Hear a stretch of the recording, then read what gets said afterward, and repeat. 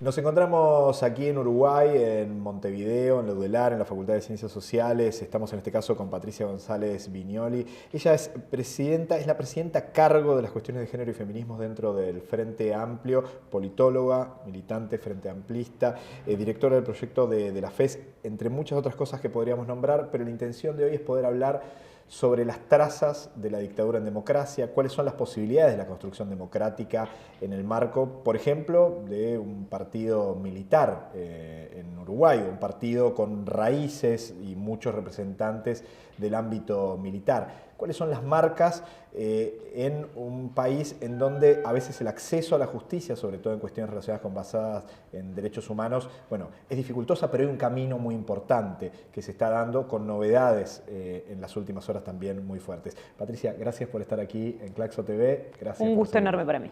Bueno, a ver, Patricia, primero, a 50 años, ¿cuáles entiendes que son un poco las marcas que van quedando en la actualidad, entendiendo que las dictaduras latinoamericanas no solo tuvieron situaciones de represión y de brutalidad y de asesinato y de tortura, sino también intentaron dejar marcas culturales para tratar de cambiar algunas cosas muy simbólicas de nuestros países? Sí.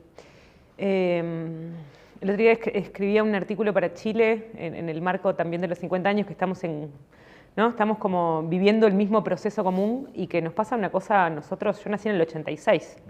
Entonces, de alguna manera, digamos que yo nací en democracia, pero tenemos muchas implicancias concretas en la vida cotidiana, no solo porque la historia de nuestras familias y la historia de nuestros compañeros y nuestras compañeras está implicado en eso, sino porque yo escribía sobre la significancia de la democracia. O sea, la democracia es en contraposición a la dictadura en el sur, en el enclave del sur, y la defensa de la democracia y la construcción de la democracia como, digamos que como generación política, para nosotros es un concepto muy importante. Yo no sé si en otros países o en otros enclaves están así o está tan presente, pero para nosotros es como es un imperativo de ética política, que también nos ha permitido, por lo menos yo creo en este país, una defensa de algunos procesos de diálogo con los otros, ¿no? Cuando no podemos hablar, cuando no nos entendemos, bueno, es un problema, porque nosotros tenemos el lineamiento de que tenemos que cuidar la democracia y que más allá de que podemos tener diferencias profundas, ¿no? Vos hablabas de cabildo abierto, genera muchas contradicciones en nosotros, porque por un lado yo prefiero que sean un partido, y que sean un partido que se presenta a elecciones, y que participen dentro del juego electoral que nos dimos nosotros para decir, bueno, nos vamos a discutir en este terreno, discutimos en el Parlamento, discutimos en el espacio público, y los acuerdos están en el espacio público. Entonces, eso es una cosa a la que, más allá de que las derechas crecen, las extremas derechas crecen, y hay una alineación de la gente en ese sentido, que creo que eso sí es una preocupación importante, y como una especie de miedo también, ¿no? De lo que pasa en América Latina, de lo que pasa en el mundo, pero creo que en estos enclaves, en esta zona, nosotros tenemos ejemplos muy terribles acá y muy cerca. Entonces, ¿cómo logramos que crezca otra cosa que no sea la oscuridad, ¿no? Claro. Entonces me parece que ahí, estos días además, estamos en unos días súper particulares. Primero, vos lo planteabas, porque aparecieron restos de nuevo y porque eso revive en todos nosotros una sensación de que volvimos a estar ahí, ¿no? Nosotros, hay algo que tiene el Frente Amplio, es que nosotros militamos muchas generaciones juntas, ¿no?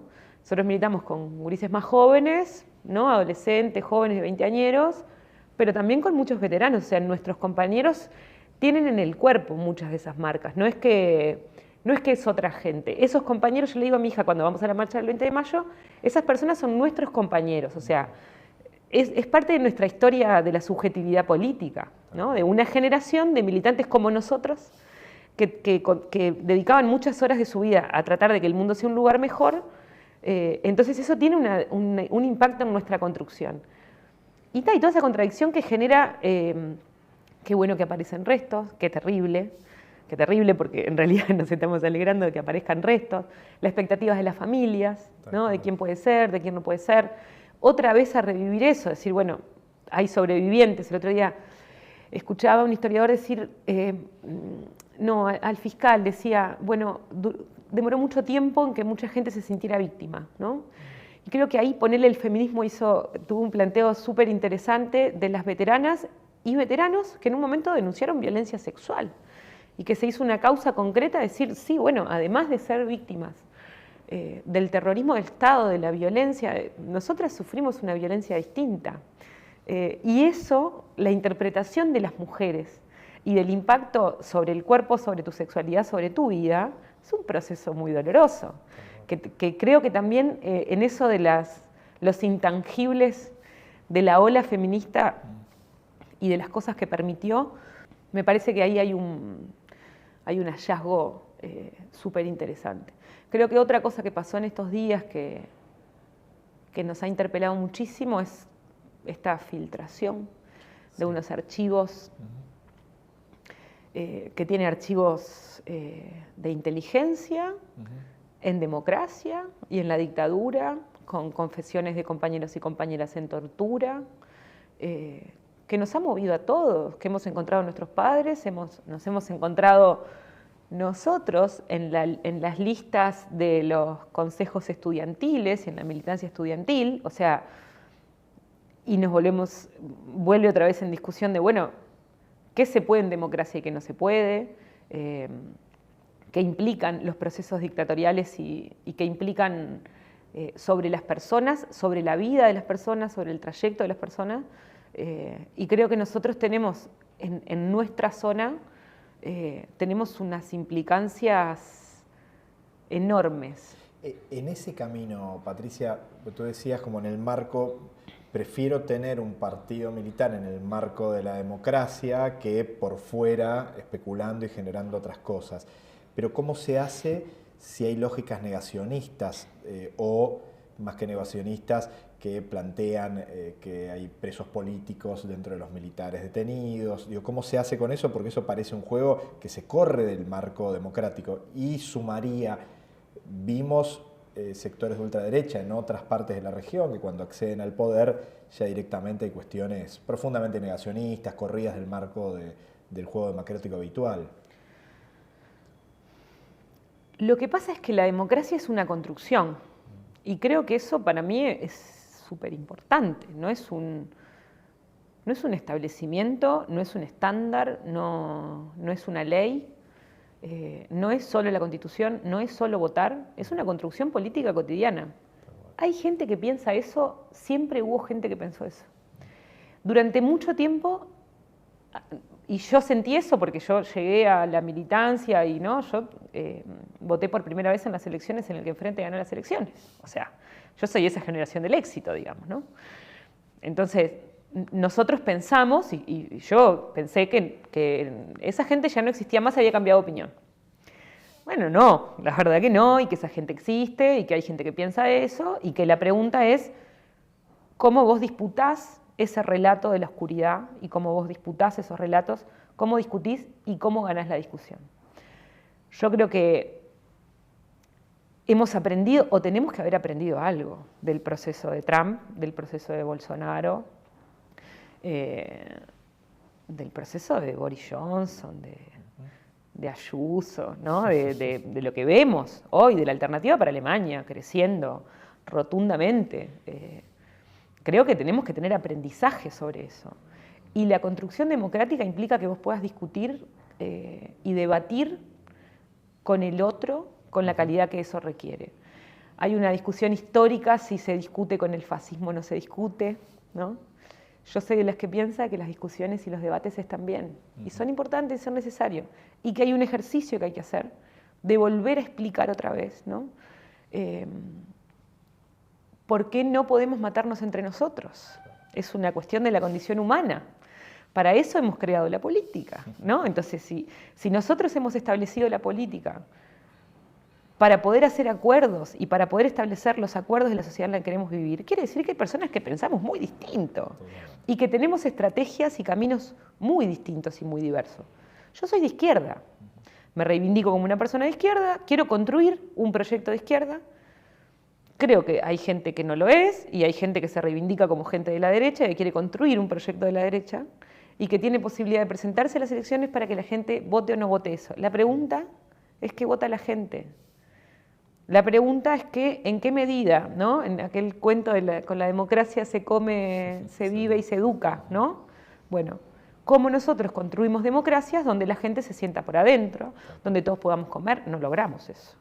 No logramos una democracia donde comiéramos todos. No logramos una democracia y no logramos unos partidos que integraran las sensibilidades de todas las personas. Y en eso somos responsables nosotros. Si vos te postulás porque yo integro un partido que pretende ganar elecciones. Entonces, siento que tengo la responsabilidad política de construir un relato político que integre a unas mayorías. En ese camino, Patricia, vimos en algunos países de nuestra América, sectores de las juventudes integrados a la militancia de sectores de ultraderecha. No se sabe todavía qué dimensión tiene, porque en Argentina inclusive los números que se dan en un principio parecen menores a lo que se planteaba, pero la duda que por ahí surge en principio es qué es lo que puede hacer que determinados sectores de las juventudes entiendan que los quiebres están dados por la ultraderecha y no por los sectores de izquierda que habitualmente albergaban con mayor facilidad. Entonces, de ahí la consulta sobre eso, entendiendo que esto que tú decías, ¿no? Hay algunos sectores de la juventud es que su amanecer en las elecciones, en la votación, surge sin haber tenido por ahí otros gobiernos de derecha en el poder. Pero ¿cuál es tu análisis? La rebeldía se volvió de derecha, dice Stefanoni. Y creo que en particular ese es un análisis interesante.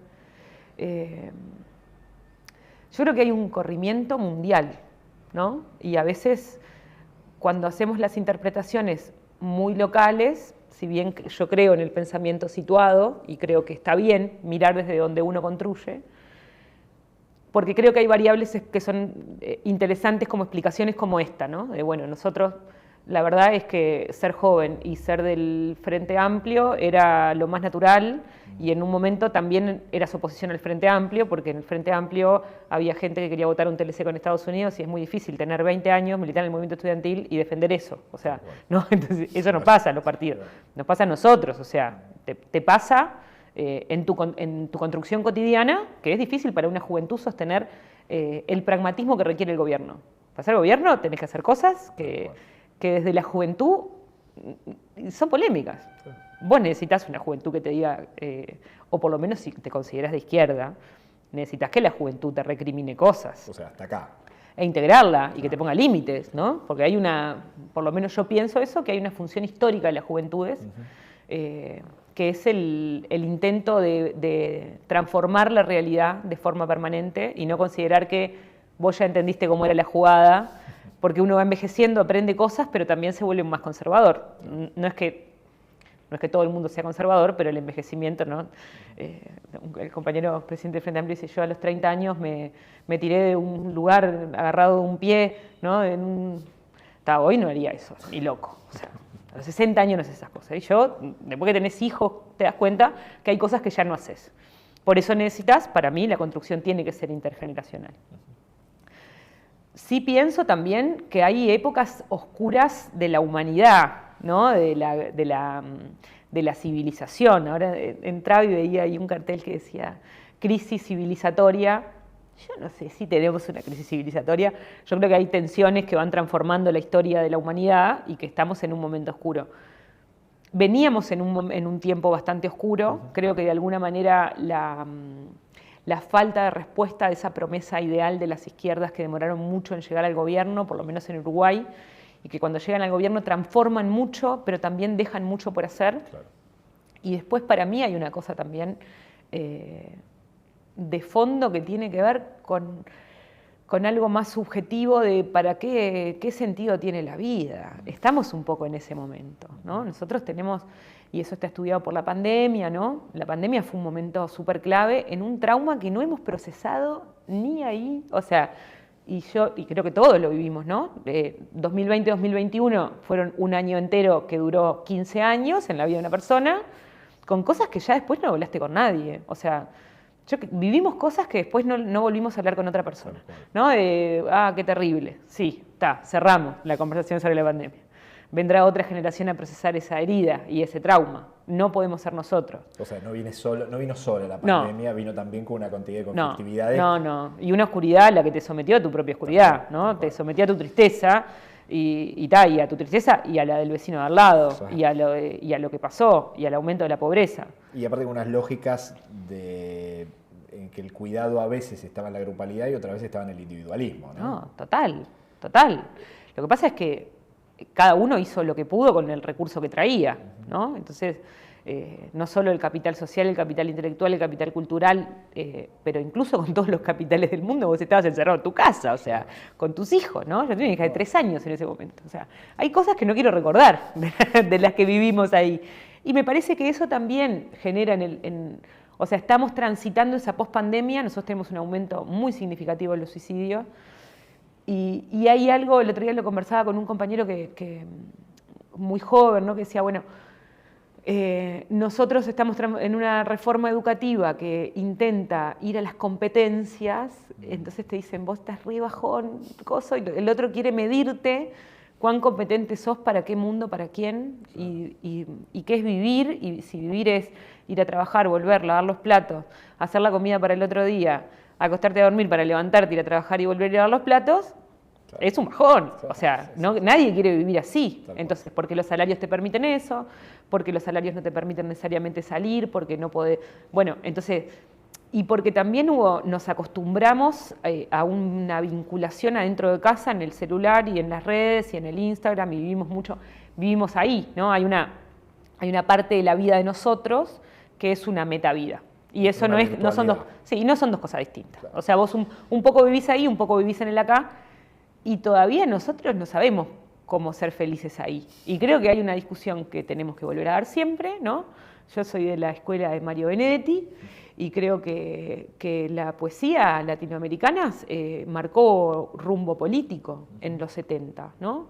Y Benedetti escribía a fines de los 70 que había que defender la alegría, ¿no? Y vos decís, ¡pah! Exiliado en el medio de la desaparición de sus compañeros. Y bueno, pero ¿para qué tenemos la izquierda? O sea, ¿por qué nosotros nos consideramos gente mala? Hubo siempre, gente que quiso destruir el mundo hubo siempre, gente que quiso enriquecerse a costa de lo que fuera hubo siempre, también hubo siempre gente que salió de su casa para tratar de cambiar el mundo. Entonces, y yo me siento parte de esa gente, y nosotros tenemos una responsabilidad, la izquierda, entiendo yo, de construir proyectos de vida que disputan la felicidad. Bueno. Y hablamos poco de lo que la felicidad es o no es, y la política tiene como una discusión, le cuesta un poco discutir la felicidad, como bueno, es un intangible, como el pueblo, ¿viste? No puedes decir que es el pueblo, porque el pueblo no, ¿quién es el pueblo? Bueno, y no es un planteo populista el que estoy haciendo, no pretende serlo, estoy diciendo, bueno, la política tiene que ser, y creo que el feminismo también aporta eso, cuando dice lo personal es político. Bueno, la política tiene que mejorar la vida de las personas. En ese sentido, porque hablaste de la virtualidad, hablaste de la pandemia, claramente en pandemia hubo un impacto muy grande de lo que son las tareas de cuidado a nivel del hogar para las mujeres de manera seguramente similar, pero mucho más brutal, o sea, por lo menos quedó evidenciado en periodo de pandemia con muchísima más fuerza. Y más allá de estas lógicas de la virtualidad, seguramente el gran movimiento callejero de lucha son los movimientos feministas en la región. ¿Cuál es el impacto de los feminismos en Uruguay? ¿Y cuál es el gran aporte a todos estos debates? Entendiendo también esta traza, tú arrancaste y hablaste de dictadura, hablaste de violación de los derechos humanos, específicamente en las mujeres también, con el sufrimiento específico. ¿Cómo sigue esa línea en base a los movimientos feministas hoy en Uruguay? Bueno, el feminismo uruguayo es un feminismo viejo, ¿no? Institucionalizado. Las Luisi, que fueron las primeras universitarias en este país, fueron también formadoras de otros movimientos latinoamericanos por el derecho al voto. O sea, nosotros tenemos una historia las feministas tenemos una historia de feministas de izquierda también, y de mujeres que dieron batallas importantísimas. Me tocó transitar la ola, eso es una cosa distinta, digamos, ¿no? Y subirte arriba a una ola siendo feminista y medianamente joven también es una responsabilidad de decir, bueno, ¿y qué hacemos con todo esto, no? Porque es algo que nos excede a todas, ¿no? Nadie comanda el movimiento feminista, no hay secretaria general, No hay un lineamiento, no hay un feminismo, hay muchas formas, hay muchas vertientes, hay muchas agendas, hay muchas prioridades, hay muchas raíces, hay muchas formas de habitar el feminismo, de vivirlo, y eso es bastante... Es difícil de interpretar para la gente que viene de los movimientos más clásicos, ¿no? La gente que viene del sindicalismo, la gente que necesita una estructura, digamos, que el feminismo no tiene y que excede todo eso. Yo ahí creo que la emergencia, el surgimiento de la ola es un límite al sistema político, ¿no? Cuando vos decís estoy harta y este es el límite, es un planteo súper interesante de cómo vos instalás por medio de la fuerza, de una fuerza no violenta, ¿no? Porque es un movimiento pacífico, al que diga de todo bien, pero las feministas no matamos a nadie. O sea, no te gusta que te recriminen y no te gusta escuchar las cosas que no te gusta escuchar, todo bien.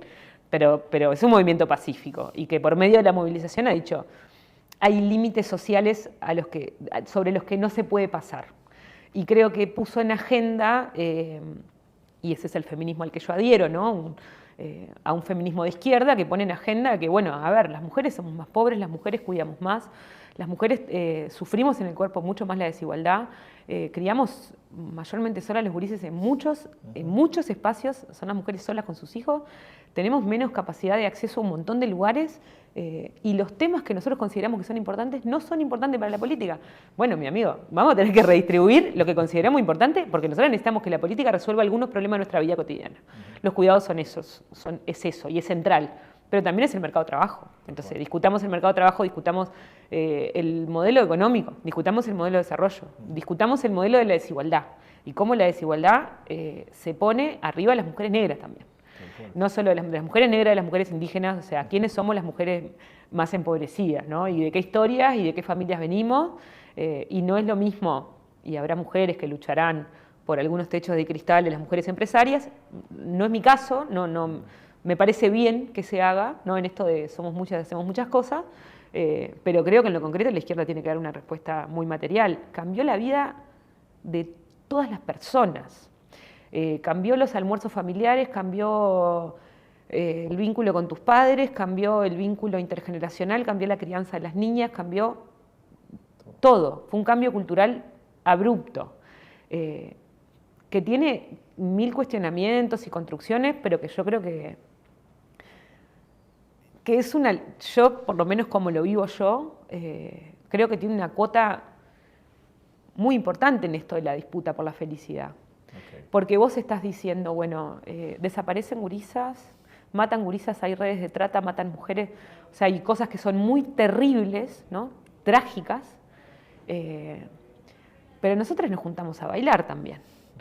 Y nosotras bailamos y gritamos en las marchas y en las calles, y hay algo de eso que es, bueno, ¿desde dónde yo voy a luchar? Voy a luchar con mi compañera, voy a cuidar a los niños y las niñas de la otra, voy a hacer red con mis amigas, me voy a acompañar, y en eso hay algo de una construcción, de una solidaridad, ¿no? Eso de la sororidad es una solidaridad compartida que trae algunos valores fundamentales de la izquierda, creo.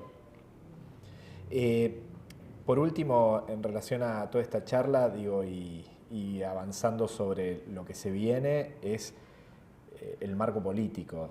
Digamos, no hay agua consumible potable de las canillas con este gobierno actual, dificultades en el marco de la pandemia, hubo poco sostén en líneas generales, hubo algunas legislaciones que se quisieron poner de la noche a la mañana sin mucho control, durante la pandemia también. Digo, ¿dónde se para el frente a estas situaciones? Yo creo que el Frente hizo un proceso súper interesante de recomposición interna, ¿no? Nosotros perdimos las elecciones después de 3 gobiernos y tuvimos el desafío de volver de tener nuestras propias elecciones, la ley y la batalla de la LUC y el referéndum fue una forma la uruguaya de poner un límite y de salir en esa batalla, en una lucha, decir, bueno, hasta acá llegamos y esto no está permitido o no lo vamos a dejar pasar como si nada. Y creo que el desafío que tenemos nosotros es de construir una alternativa de gobierno que mejore la calidad de vida de las personas, ¿no? Y en eso me parece importante decir, bueno, esa es la responsabilidad y la función de un partido. Somos gente muy distinta y creo que eso es un valor, y parte de lo que nosotros hemos aprendido es que la unidad de la izquierda es lo que nos permite llegar al gobierno. Somos una coalición, coalición y movimiento. Tenemos muchas discusiones internas, o sea, se discute mucho adentro y se tensiona y se disputa sobre qué izquierda queremos construir, van más de un candidato a las elecciones, pero esa tensión y esa construcción es una tensión política. Tal cual. Y es en el marco de la discusión política. Pero tenemos un programa común y vamos con una estrategia común, y creo que tenemos una prioridad y una jerarquía que tiene que ver con el aumento de la pobreza, que tiene que ver con la pobreza infantil, que tiene que ver con los marcos de derechos mínimos para la mayoría de las personas, y creo que hay una disputa importante que ojalá y estuviéramos de acuerdo todos en que tenemos que dar, es que tenemos que gobernar para que la gente viva mejor. Y para que las mayorías vivan mejor, y que vivir mejor no es tener más cosas, y que vivir mejor es que todos tengamos lo necesario, es que establezcamos los límites mínimos de que todos tenemos que comer, todos tenemos que tener un lugar donde vivir, no nos podemos inundar, no hay gente que se puede inundar cuando llueve, todo eso, y bueno, y eso es tiene que ser a costa de que algunos tengan un poco menos de lo que tienen, ¿no? En esta disputa después a la gente no le gustan los impuestos, pero en esta discusión de que no puede haber gente muy, muy rica y no puede haber gente muy, muy pobre. Y en esa construcción es la que creo que el Frente construye y en la que está construyendo. Patricia, muchísimas gracias por la entrevista, por estar en Claxo TV, y bueno, nos encontraremos la próxima, esperemos con un panorama más auspicioso. Ojalá, ojalá. Un gusto enorme conversar con ustedes. Gracias.